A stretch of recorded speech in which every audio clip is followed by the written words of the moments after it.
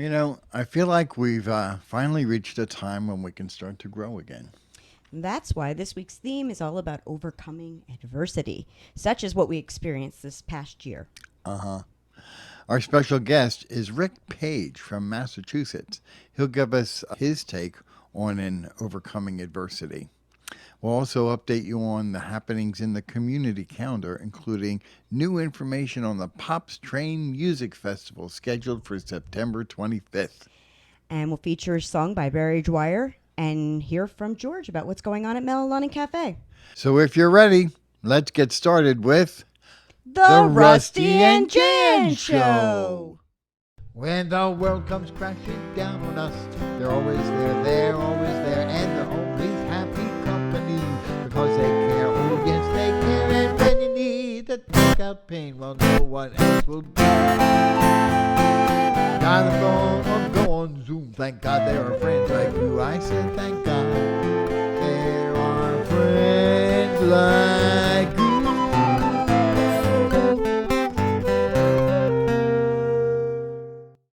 Our song of the week is by Barry Dwyer. We found the song to be insightful and heartfelt in expressing the adversity of substance dependence. It's called Tombstone.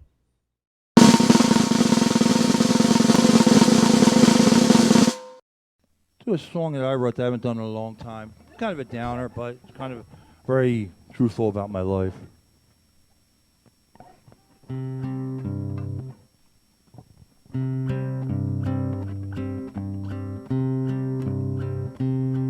Get up early in the morning and I started drinking my wine.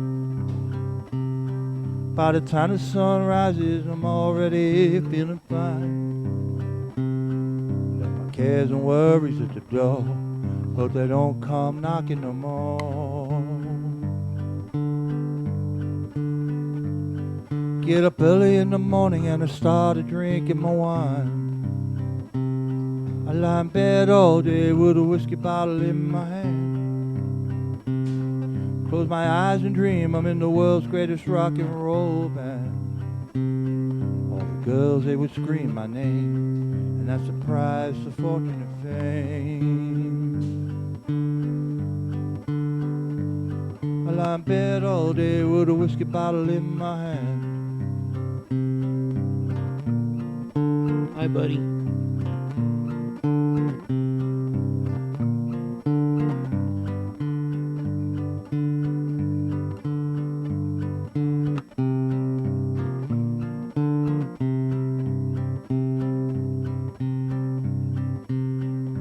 Haven't been the same since my woman done up and left home. Don't miss her too bad, think I'm much better off alone. I have to wash my face and my clothes. Doesn't matter with a spoon up your nose. Haven't been the same since my woman done up and left home. I'm going 6 feet underground with a tombstone over my head. He says, stone cold bastard, he's probably better off dead. I could not get the monkey off my back, serve it up some after the fact. I'm going 6 feet underground with a tombstone over my head.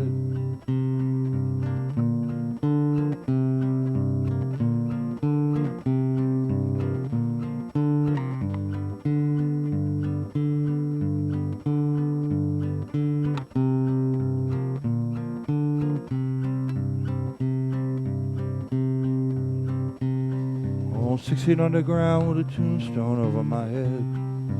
I'm on 6 feet underground with a tombstone over my head. I'm on 6 feet underground. I'm on 6 feet underground. I'm on 6 feet underground with a tombstone over my head.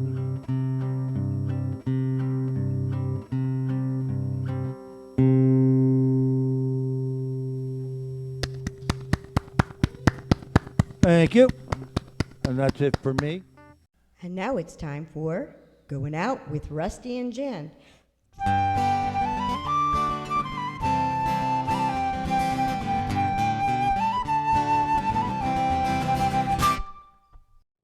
Welcome to Going Out with Rusty and Jam. We're excited to announce the upcoming guests for our show. On July 19th, we'll feature Julianne Ott. On July 26th, we'll talk to Kitty Campbell. And then on August the 2nd, we'll feature Richard Hopkinson.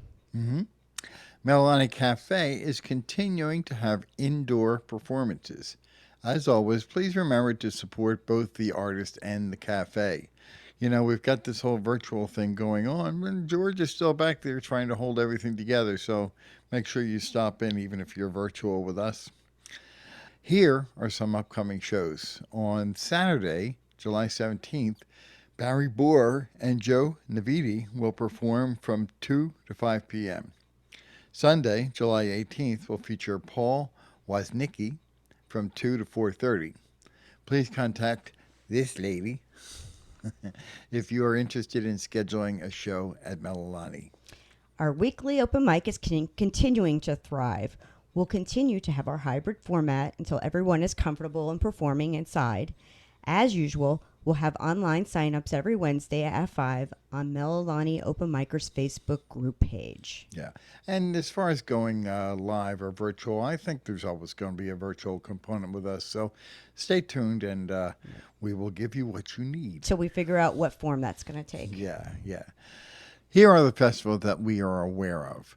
We finally found information on Falcon Ridge. As we previously mentioned, it will be a one-day hybrid festival on July 31st in Goshen, Connecticut. It will be held outdoors with a limited number of attendees, or you can view the live stream. The festival will feature 7 to 8 performers and 1 or 2 stages. Unfortunately, they will not be able to have anything interactive like dance, family stage, or activities. They will have food and crafts in limited amounts, and instead of an emerging artist showcase, they will have an online showcase. For more information and to purchase tickets, visit their website at www.falconridgefolk.com. Maybe we ought to do a virtual performance. You can see if we can't get in that way. You think? Maybe. Okay.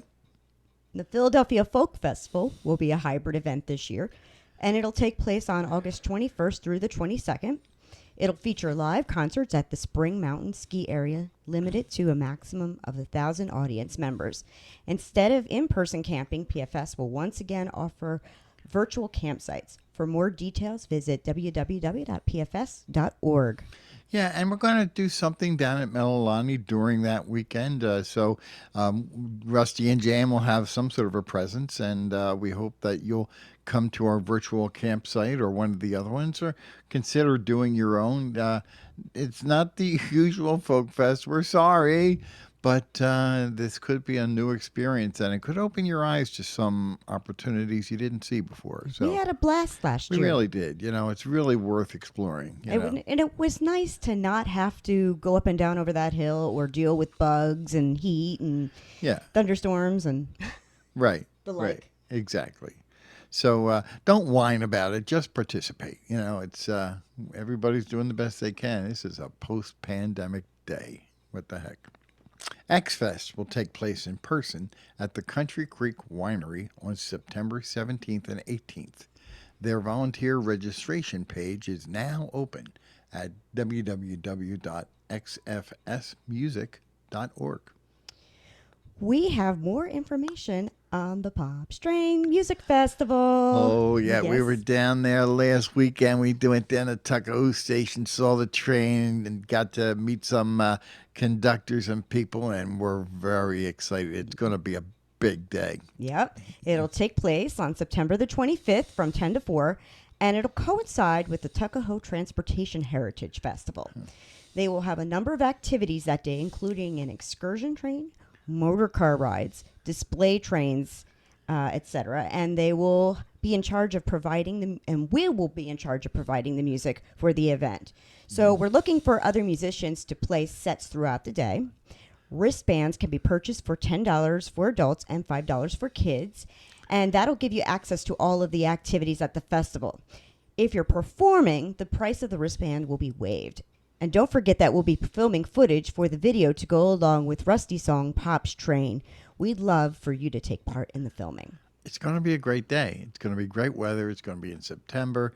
If you can dress like you were in the late 50s, early 60s, that would be cool. And it's just going to be a wonderful thing. And if this turns into something special, well, then maybe my grandfather will have a legacy that'll last for many years. So we'll see. Yep. Anyhow, PFS Fall Fling is going to happen in person October 1st through the 3rd. Yay! We'll be jamming again. Yay! It'll be limited attendance over at Green Lane, Pennsylvania. And now it's time to see what George is cooking up at Melalani Cafe this week. It's time for George's Corner.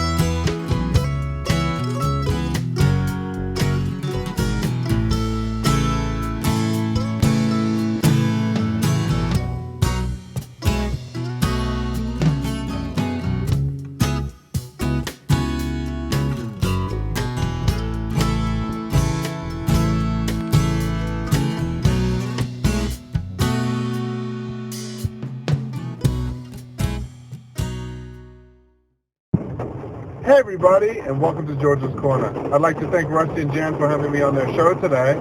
I'm pouring in a little rain, as you can see, from going home from work. We had great music this weekend.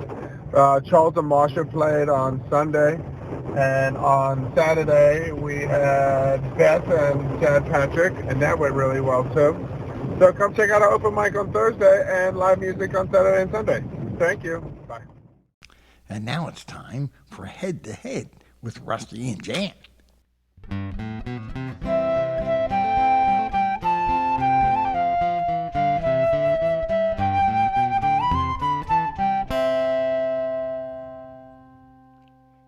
So, did you ever have to overcome something difficult in life?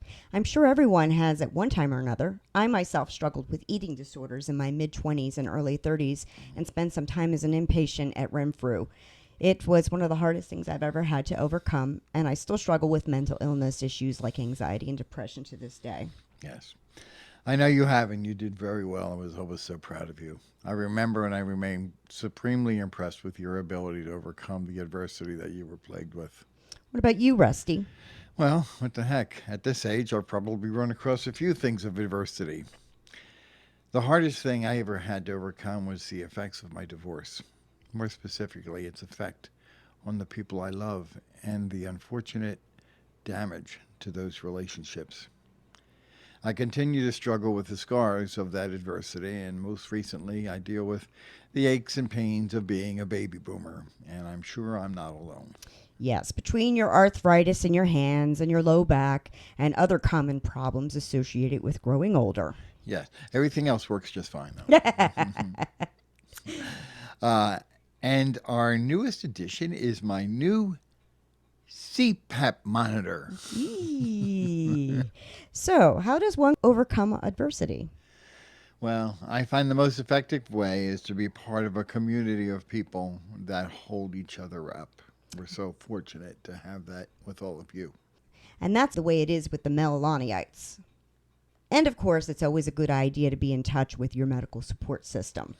Yeah, check in with your doctor. Make sure he's dotted his I's, crossed his T's. If you got something unusual going on, make sure you check in, The sound of a doctor saying everything looks good from here is so reassuring. So for our sake, take care of yourself. As a younger man, I didn't really follow up with medical professionals as much as I should have. I was too busy and too many other things going on. And now I see their value, and I don't want to understate the importance of good documentation of your medical status. Have something in your wallet that has your insurance information and maybe just a little list of your medications and a pertinent diagnosis so that somebody who gets to you in an emergency has the information that they need to get started. You don't want them on the phone trying to call a loved one, trying to get the pertinent information. So take care of yourself that way. Some people rely on faith in a higher power to overcome adversity. Prayer can be comforting and meditative experience. And on that matter, the healing arts like yoga, tai chi, meditation, Reiki, or light exercise can have a restorative effect. And you know there ain't nothing like them endorphins. I guess the bottom line is find something that works for you, but don't procrastinate. As Nike said, just do it. Was that Nike or Nietzsche? Doesn't matter. I guess not. But when facing adversity, always remember when you're down and troubled and you need a helping hand and nothing is going right. Just close your eyes and think of us, and soon we will be there to brighten up even your darkest nights. You've got a friend. At Melalani. This week's guest has had his own previous and recent struggles with adversity. We are pleased to introduce Rick Page. This is how our interview with him went. Well, ladies and gentlemen, it's been such a great year, I have to say, because of the people who've come into our lives as a result of the pandemic. That's the reality of the situation, and we've seen some really tremendous musicians and surprises from all over the country and even in Europe. And one of those great surprises is our following guest. Rick Page. Hey, Rick, how you doing? I am well, and thank you for having me. Oh, yes. Well, that's really true. I mean, you showed up out of nowhere into the middle of our year, and it was what a great surprise it was for us. It really was. You came to us, I believe, by the way of last week's musical guest, which was Jay Singing Spirit Cunningham. He invited Correct. you to ours. Yes. Not that that's anything about the people you hang out with, but it's okay, you know.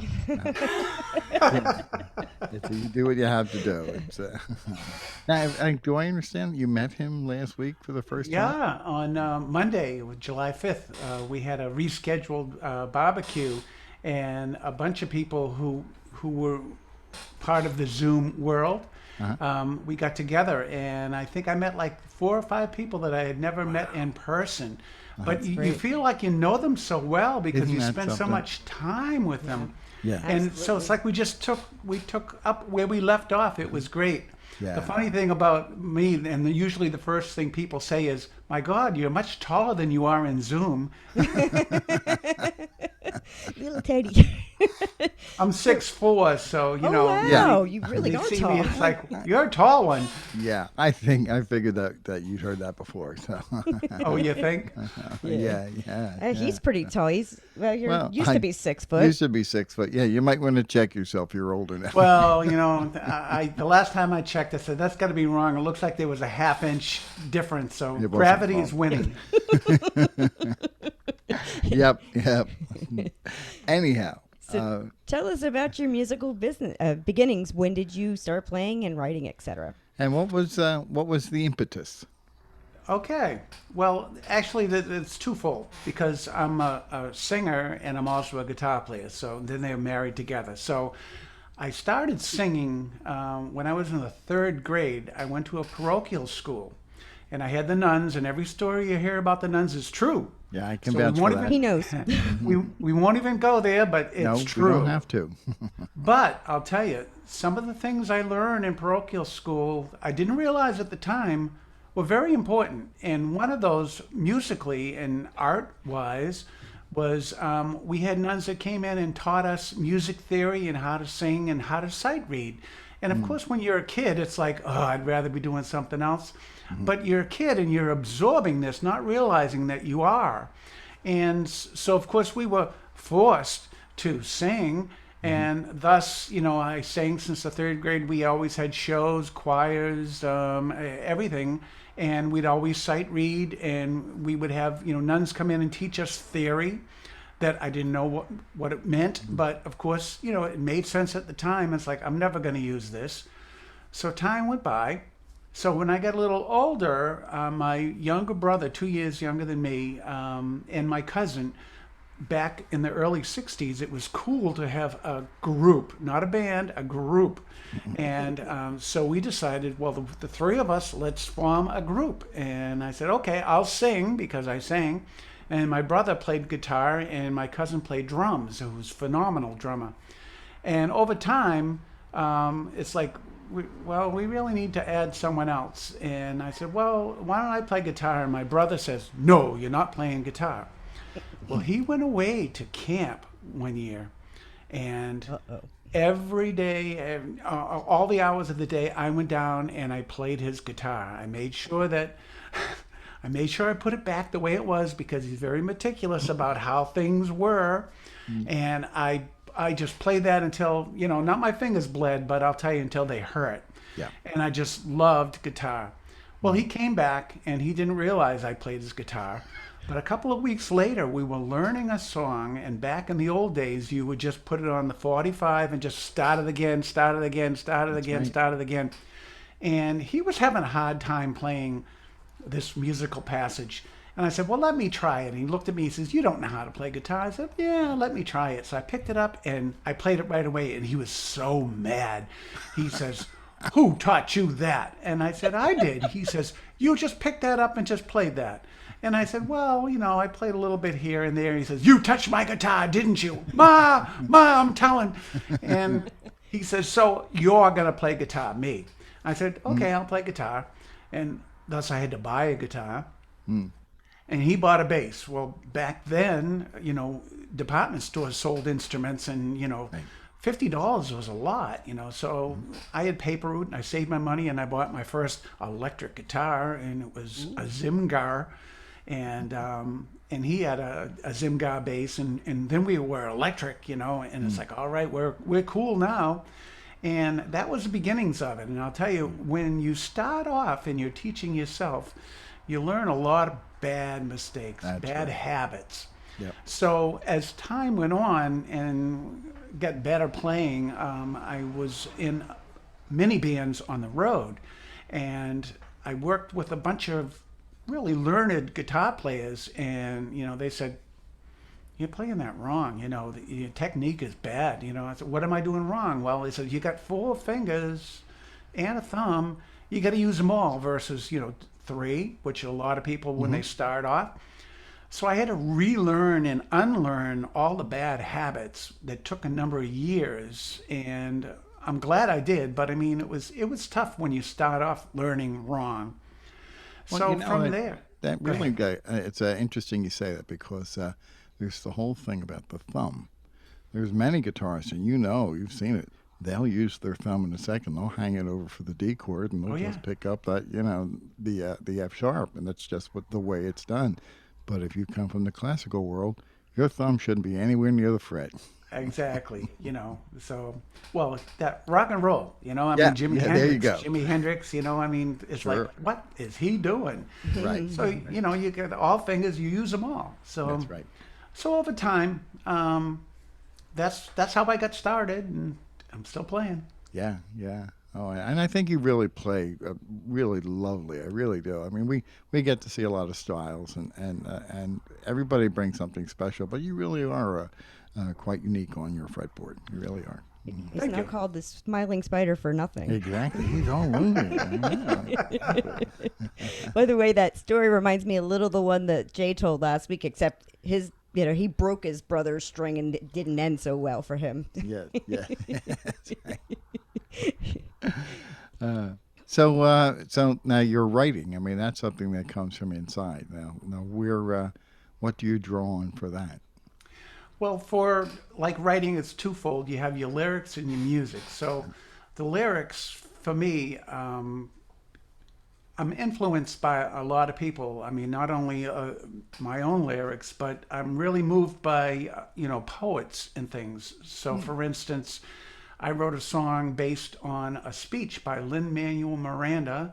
And then I found a British poet called Brian Bilstein, and I like some of his stuff. And then Lin-Manuel is from Hamilton. Hamilton Right. fame, right, and as well as other things, but that's In the Heights. his biggie. Right. But I mean, he's really good, you know. Absolutely. And Brian Bilstein is UK, and he writes some really interesting stuff that, you know, I wrote actually 2 songs using his words.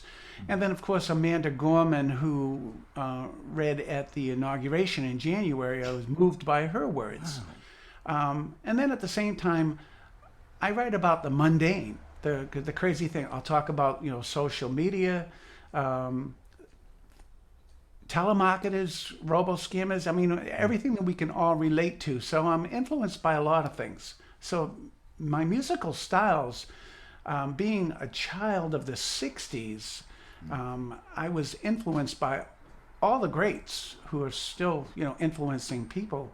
And I was fortunate enough to have, you know, all that influence from anything from the early formation of rock to progressive rock to jazz. Sure. And Do you think that we went through like a Renaissance period in the 60s and the 70s, and it really hasn't come back to that type of a feeling about music? I mean, some people say there hasn't been a good album since Michael Jackson's Thriller, per se. I somewhat agree with that statement in the sense that there's a lot of music these days that's, I'm not going to say it's a rehash, but it's just a repackage of what we had. You know, today's country is not like the old country. Today's country is sort of like our rock and roll with a twang, which is not bad because I like all kinds of music. Absolutely. But no, I agree with that. The 60s was really a renaissance or really a birth or an evolution of music. Yeah. But I think music is still evolving. I know that when rap first came on the scene, I couldn't understand it, but it's now morphing into something that's more musical, and it's quite good and interesting. I mean, some of it I don't understand still. I just can't pick up all the words, but the music is really interesting, and it's really a nice mishmash of what's been out there. So there's an evolution that's going on. Yeah, I have to agree. You're right. So we understand that you have a passion for alternate tunings. Can you tell us a little bit about that? You know, I the good, do. the bad, the ugly. I do. So, having gone through my own evolution of music, you know, starting off with like the 3-chord songs and so forth, and then learning like jazz chords, when I wrote songs, people would come up to me and just say, you know, I really like your song, but it's really complex. Well, yeah, I'm into progressive rock, and that's kind of complex too. But they said, but can't you write anything with like 3 chords? And it's like, that's so boring. And so I decided that, okay, when I first started playing guitar, I didn't know any chords. All I know what sounded good. I'd play something, say, oh, I like that. I can make that into a song. So I decided that I'm going to try some alternative tuning and just play around with it because I didn't know the chords or anything, and just play. And I found that by doing that, I created something simple in its own self, that there weren't too many chords with it, but it just sounded so much different than everything else. And I fell in love with alternative tunings almost to the point, and this is the downside, that I always go crazy when you'd see a person and say, oh, I'm going to play this song. Now I'm going to detune for this next song. And then you waste all this time while they're tuning. And I didn't like that. So I said, well, you'll need another guitar. So I'll have a guitar in standard tuning. I'll have one in double drop D. I'll have one in dadgad. I'll have one in all these alternative tunings that I discover. Open C, open G, open D. And You don't have to tell us. You don't have to tell us about people tuning their guitar. Remember, we run an open mic. Oh, this is so true.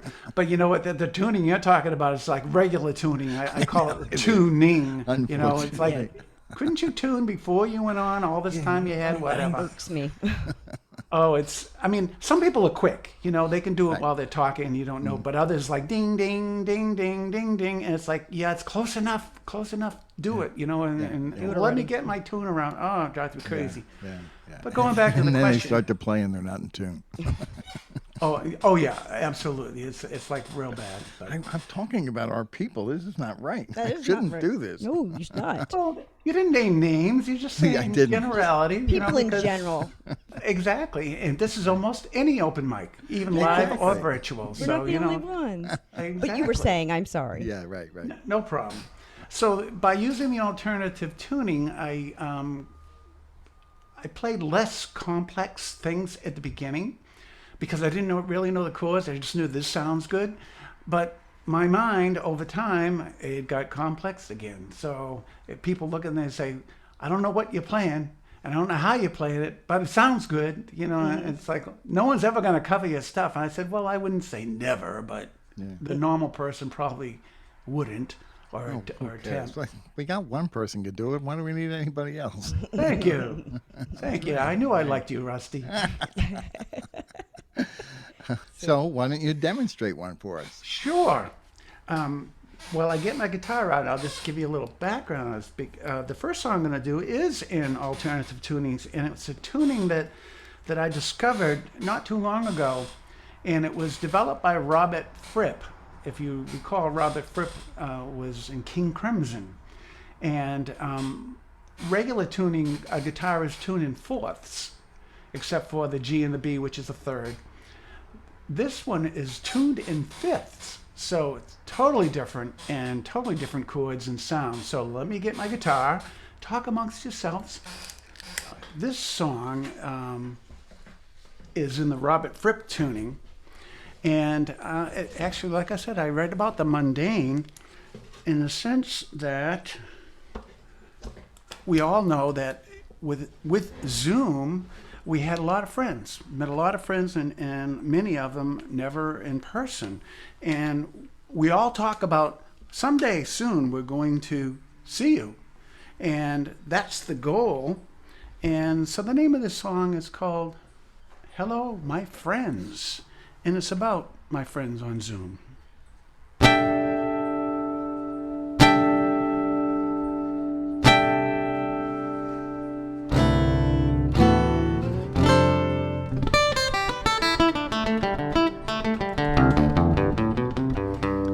Hello, my friends, far away and nearby. A chapter ends, but this is not goodbye.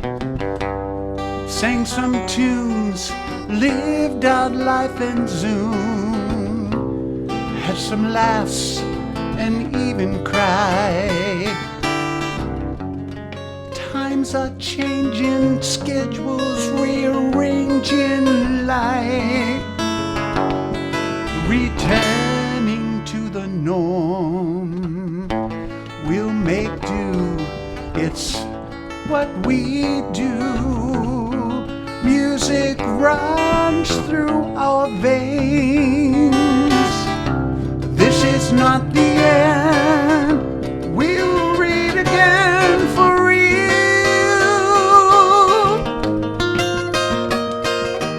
Sometime soon.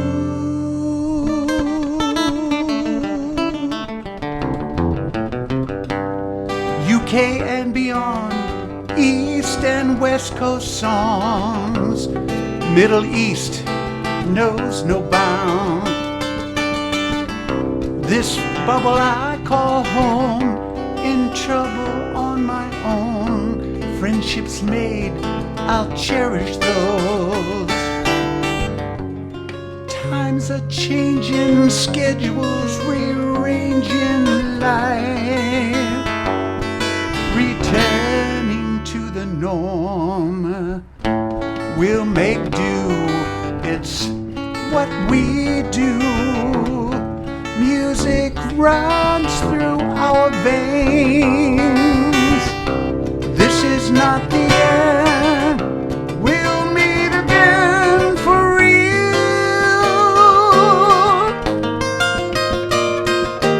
Sometime soon.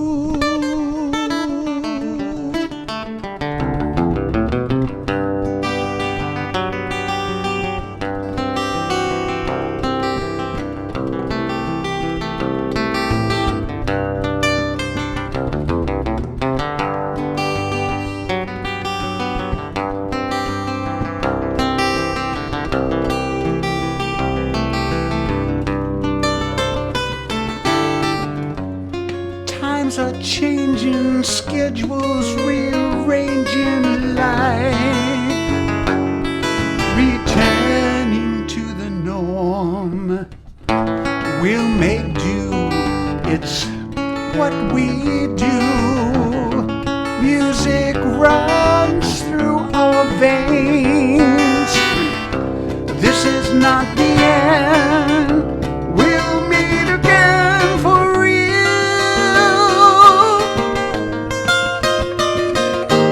sometime soon.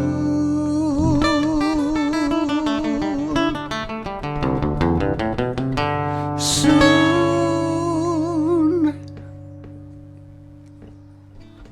Wow. Wow. That, what a description of what we've all been through, and the hope for the future. I mean, really, it's all right there. Brilliant. Beautiful, beautiful. Thank you. Oh yeah. Now you know, Flute 66, the band that Jan and I play with, we opened up for Robert Fripp.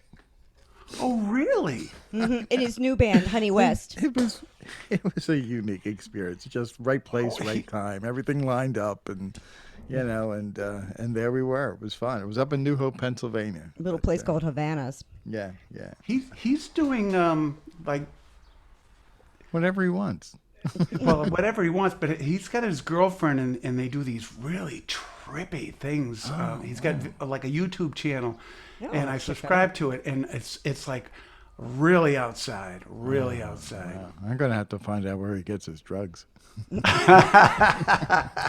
Homegrown. So I mean, you're very diverse in your style and everything. And that was a good example of it. So, what genres have influenced your music? As I mentioned earlier, being a child of the '60s, all that music as it came out influenced me. So, if just off the top of my head, I got into Grand Funk, Black Sabbath, and then from there, jumping to Chick Corea, and then some real hardcore jazz like Miles Davis, acid jazz they call it, and then I got into like funk, and I hear that. Sylvester Stallone, Sly and the Family Stone, and all the outgrowths from that, and then of course Average White Band, and then disco. I mean, whatever was needed, that's what you learn and that's what you go to. So all this stuff. So you kept up with the times through disco. Oh, yeah. And the like. Oh yeah. I see. I think for many of us, or perhaps myself, I just stayed in that James Taylor mold and Die Hard stayed with it. I don't think I embraced the other genres, perhaps. Well, not as well as you have. Well, there's a downside to that because I'm influenced by so many different styles that it reflects in my writing, and so I really don't have any one style. It's people. I enter a lot of songwriting contests, and they have a list. And what type of music do you have? And I look through the whole list, and it's like, well, it's not folk, it's not this, it's not that, and it's nothing. And the closest thing is like indie or something like, and it's not even that. Yeah. So I call it Rick Page. I mean. Yeah, that's true. Yeah, I wonder how many genres have come through the world of indie, as you say it, and then just been accepted as regular forms. It's just a catch-all for anything that doesn't fit anywhere else. Yeah, exactly. And then you're up against all those that are really good with what they do, and that their own genre that they couldn't put a label to. So it's tough. It's tough. Yeah. Yeah. So now, do you feel like you're categorized, or people have kind of put you in a pigeonhole, that kind of thing? It's Well, I've heard this term a lot. Unique. unique. Yeah, I guess Unique. Yeah. Of course So- you have. Yeah. But I mean, okay, it means one thing, but at the same time, it's like I can't put any descriptor on it other than it's one of. You're unique. Yeah. You're- yeah, it's a way of saying you're weird. Yeah. Don't worry about cousin Charlie. He's just a little unique. Yeah. Exactly. But I it's get okay. that. Yeah, sure. So recently, we know you faced some adversity of your personal life. Can you tell us how those changes have influenced your And music? and just a little further than that, our demographic, the people, the baby boomers that are in our group, and we're all kind of coming up against these things all of a sudden that we hadn't anticipated, and it looks like you've been traveling some of those paths. Oh yeah. It was weird when I'm retired now. Yay. Yay. But when I worked for 30 years, I could count on one hand the number of days I was out sick. I mean, I was raised to, if you get up and you're not feeling that well, brush your teeth and go to work because you'll feel better. And most of the time you did. Yeah. So not having used all the sick time and everything, all of a sudden at the end of my career, 2015, I had cancer. I had breast cancer of all things, and they say, men get that? Yeah, they do. Yeah. Well, that's an And- important message to send out. Absolutely. Well, exactly. And every October when it's, Breast Cancer Awareness Month, I'm a proponent out there. So having that You as don't a wear one of those challenge- pink hats, do you? I wear a pink shirt. Okay, that's good enough. It's the hat would freak me a little bit. I No, don't know. I don't. I wear a pink shirt. Okay. And so having to deal with that it was really negative, to say the least. And it's definitely a low point in my life. But being the person I am, I said, okay, I got to find something positive with this. So I took the negativity and I turned it into music. And I wrote a lot of songs having to deal with the downside of it and the reality of what it's like. And I had a collection of songs, and I decided I'm gonna cut a CD, and I did. And it's called Tales from the Big C. C is in Cancer. And I recorded that. Unfortunately, it was released in December of 2019, just before the pandemic. So I never really had the proper release party and promotion of it and whatnot. So I mean, through the magic of Zoom and the internet, at least I've been getting my music out there that way. Yeah. And then, of course, going back to your point where we're all getting older and other things are catching up to us. Yeah. Having dealt with cancer, they said, oh, good news is all the cancer's gone, but you got this now, and then take care of that. And then now you got this, Yeah. and now you got this. And it's like, oh my God, and I guess the end. another album's going to come out. Yeah. Well, I mean, I hate to tell the tale, but I was a nurse for 30 years, and I saw that it's not the diagnosis that gets you; it's the side effects, it's the related factors. Yeah, Yeah. Chemotherapy, yeah, the gift Chemotherapy, that keeps giving. sure. Immobility, because you can't move around. Oh, it's not fun. Not contributing fun. factors. Yeah. Certainly not. And then I'm sure you had a nice juicy pandemic to write music about too. After that, Oh, definitely. Yeah. I read about the mundane. I mean, I've written songs about Zoom. And Well, what a phenomenon to write about. I mean, think about it. yeah, I mean, look how it's changed my life and yours. It's Yeah. I mean, yeah. some good things came out of it. He was in a slump. He wasn't really writing much, and the pandemic got him writing. I wrote my first song in the pandemic, so Yeah, it's such a sociological thing that happened to us, and I think we'll be learning about it for many years to come. It's, we will. yeah. So what's next for you, Rick? So next for me is trying to pick up the pieces, post-pandemic. So now we're navigating to what we call the new normal. A lot of I call it pre-COVID. I was in a number of musical bands, projects, duos, whatever, and all that went by the wayside until we went to loud things going by until we went to the internet. All that stuff was on hold. Now things are, at least around here, things are opening up. And I'm getting all these texts and emails. Hey, let's get back together and rehearse. We got some gigs and all this kind of stuff. And it's like, sure.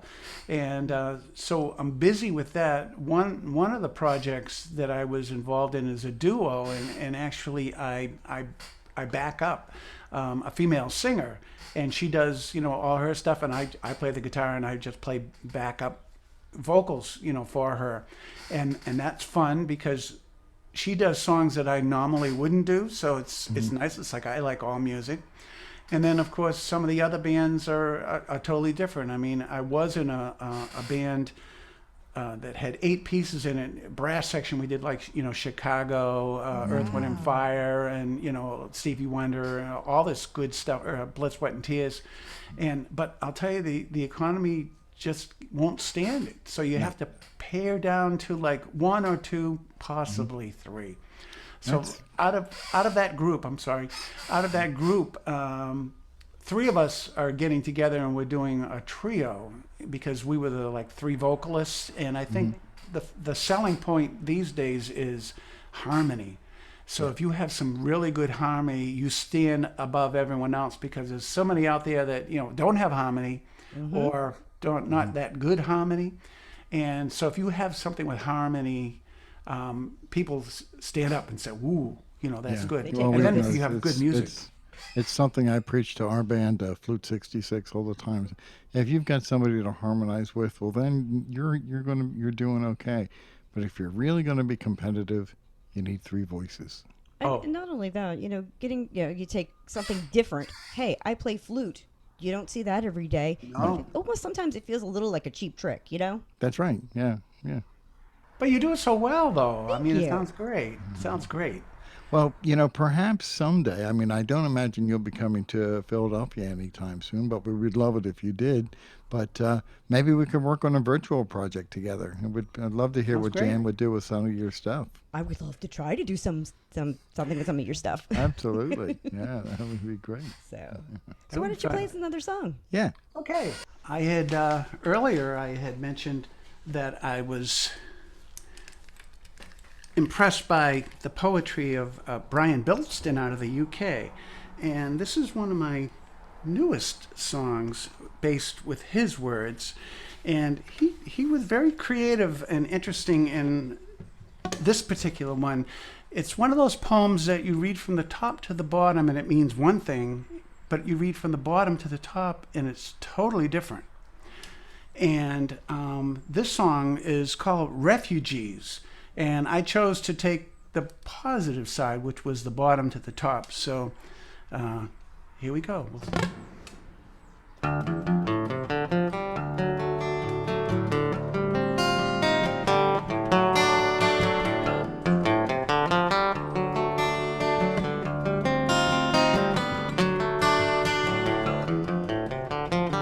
The world can be looked at another way.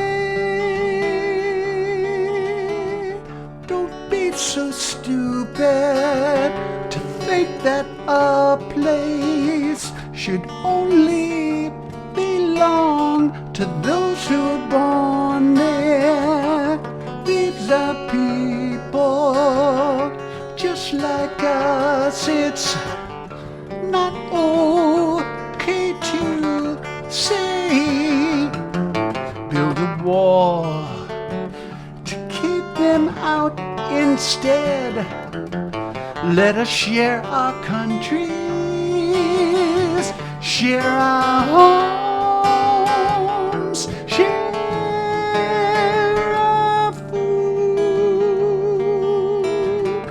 They cannot go back to where they came from. We should make them welcome here, not cutthroats and thieves with bombs up their sleeves. Lay up boughs and loungers, chances scroungers. Build a wall to keep them out instead. We need to see them for who they really are. Should life have dealt a different hand, these haggard faces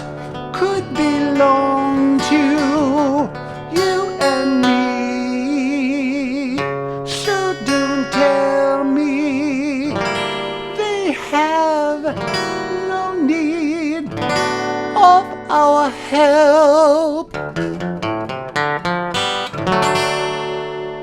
Refugees. Lovely, lovely. Thank you. Wonderful. Oh, yeah.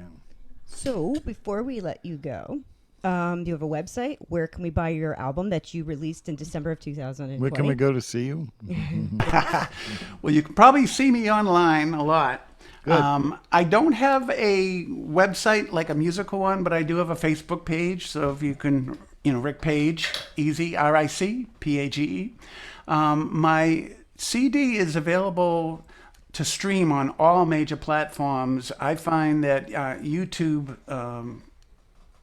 not YouTube the video, but YouTube Music seems to be better than Spotify, unless you have a subscription, because there's so many ads and stuff that go along with it. But if you do a search for Tales from the Big C as in Cancer, Yes. or Rick Page, you'll find, and I have 13 songs, I believe. And I also have a SoundCloud account that I have songs that I'm waiting to get onto the next album, or I have new things that are out there. I've written so many songs because I've been writing for 50 years, so I don't have everything recorded, but I'm trying to get as much as I possibly can up there. But on SoundCloud, if you do a search for Rick Page, you can find me there. Excellent. Well, also, before we let you go, is there anything that you can advise or help those who are dealing with a medical problem right now and need a little bit of advice from someone who's been down that path? Yeah.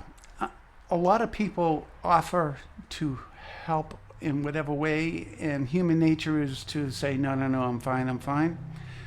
I think it behooves you to take the help that's offered, because it makes them feel better because they're doing something for you. And at the same time, me in this instance, it will help me out. So people say, hey, do you need me to, do you need to talk to anyone? Do you need to go for a ride? Do you want to go out, or things like that? Do you need me to come over? I can go grocery shopping for you, things like that. At this point in time, I'm still self-sufficient, but I'm sure that things will change over time. And I'll tell you, people are wonderful. People are really wonderful, and that's my suggestion is listen to people and do what they want. Yeah, that's good advice. Yeah, That is good advice. absolutely. I should take some of that sometime. Absolutely. And listen to me more often. I didn't say listen to Rusty. I said listen to people. Well, thank you, Rick, for coming on Thanks our so show. much, Rick. It was so much fun. It really was. And Great. what a great opportunity to get to know you better. I mean, really, it's been one of the most wonderful things about this show. Yeah, as one of our newer friends. Yes, exactly. So very good. All right. Well, thank you. Wonderful. Yeah. Thank you very much. Oh, Thank yeah. you. Bye. Rusty, life is filled with challenges, but we can survive. I thought it was like a box of chocolates. You never know what you're going to get. That's about right. It sometimes requires great courage to set forth on a plan to make a better life. Here's some advice from our good friend Arlen Bennett, who has endured his own struggles with adversity. It's his song, Be the Change.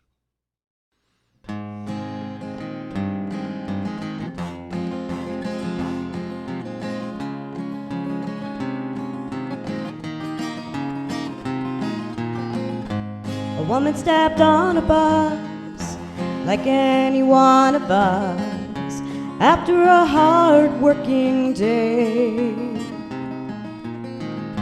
She walked halfway back to a seat marked for blacks and took her place. She was someone who really understood how a law could be a crime. When she wouldn't give her seat to a white man on his feet. Yeah, it was time to be the change you want to see around you.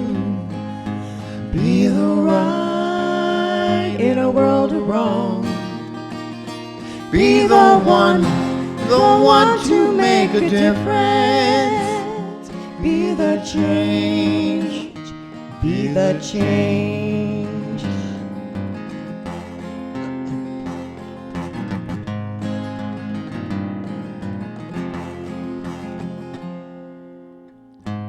Many years before, another place, another war, in the struggle to be free, a wise barefoot man had his own plan to fight the enemy. He said it makes no sense to use violence as a means to an end. And we must rise above what they would do to us, or we would be like them. So be the change you want to see around you.